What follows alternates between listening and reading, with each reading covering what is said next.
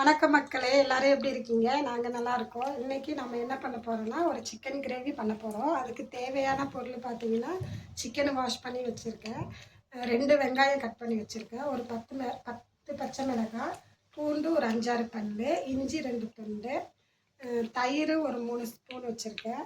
அதுக்கப்புறம் பார்த்தீங்கன்னா ஜீரகம் 1 ஸ்பூனு, பெருஞ்சீரகம் 1 ஸ்பூனு, மிளகு 2 ஸ்பூன் வச்சுருக்கேன், 10 முந்திரி பருப்பு வச்சுருக்கேன். அதுக்கு தேவையான அளவு பார்த்திங்கன்னா கொத்தமல்லி, புதினா ஒரு கப்பில் கட் பண்ணி வச்சுருக்கேன். வாங்க எப்படி செய்யலான்னு பார்க்கலாம். இப்போ பார்த்திங்கன்னா சட்டி சுட வச்சுருக்கேன். அதில் ஒரு 4 டீஸ்பூன் எண்ணெய் ஊற்றிக்கலாம். நான் பாட்டிலேருந்து ஊற்றுறேன்.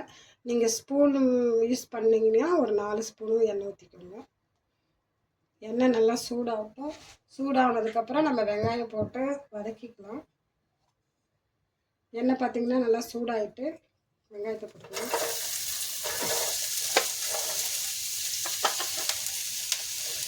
பூண்டையும் போட்டுக்கலாம். பூண்டு, பச்சை மிளகாய் எல்லாத்தையுமே போட்டுக்கலாம்.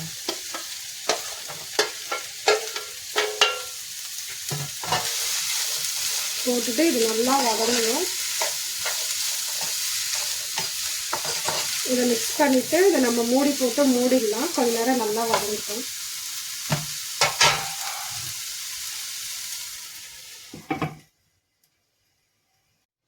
நம்ம இதை ஓப்பன் பண்ணி பார்க்கலாம். வதங்கிருக்காங்க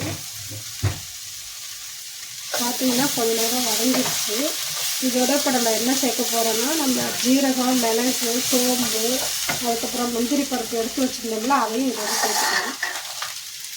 சேர்த்துட்டு இதை கொஞ்ச நேரம் மிக்ஸ்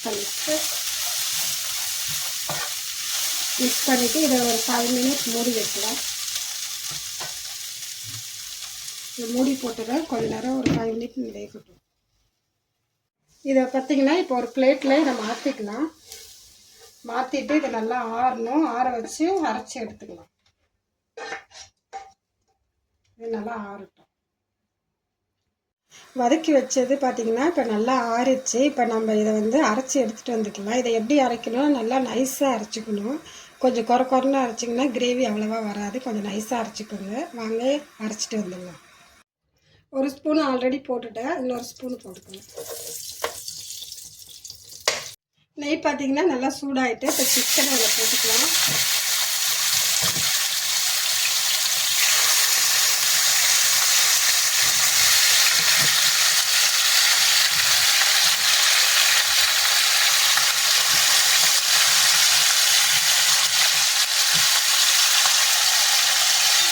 போட்டுட்டு இது கொஞ்சம் நல்லா அரைச்சி வச்சுக்கலாம். இதில் பார்த்திங்கன்னா ஒரு 2 ஸ்பூன் நம்ம உப்பு போட்டுட்டு மிக்ஸ் பண்ணிக்கலாம். இதை நல்லா மிக்ஸ் பண்ணிவிட்டு மூடி போட்டுடலாம். இது பார்த்திங்கன்னா ஒரு 10 நிமிஷம் நல்லா வேகணும். இதுலேயே நெய்யிலே நல்லா வேகணும். சிக்கன் பார்த்திங்கன்னா 10 நிமிஷம் ஆயிடுச்சு.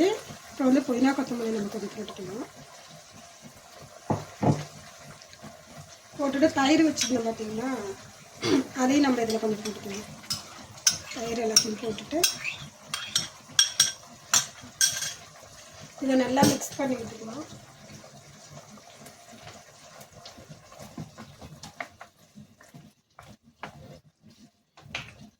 மிக்ஸ் பண்ணிவிட்டு இது கொஞ்ச நேரம் மூடி வச்சிடணும். அந்த தயிரும் இந்த சிக்கனும் நல்லா மிக்ஸ் ஆகட்டும்.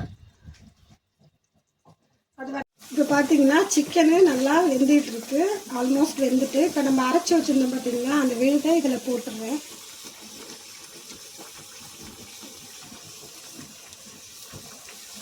போட்டுட்டு இதை நல்லா மிக்ஸ் பண்ணிக்கலாம். இதில் பார்த்திங்கன்னா நம்ம மிளகாத்தூள், மல்லித்தூள் போடலை. இந்த மசாலா மட்டும்தான் இருக்குது கிரேவி. தண்ணியும் நம்ம எதுவும் ஊற்ற போகிறதில்ல. நல்லா மிக்ஸ் பண்ணிவிட்டு மூடி போட்டு மூடிடலாம்.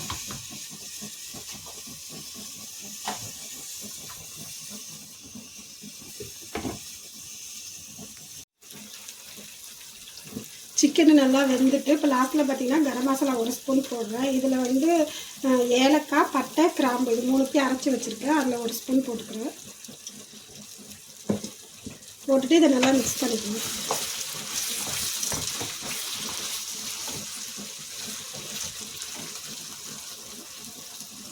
இது பார்த்தீங்கன்னா நல்லா கிரேவியாக வந்துடுச்சு. இப்போ இதை நம்ம ரெடி ஆகிட்டு இப்போ இதை நம்ம ஆஃப் பண்ணணும்.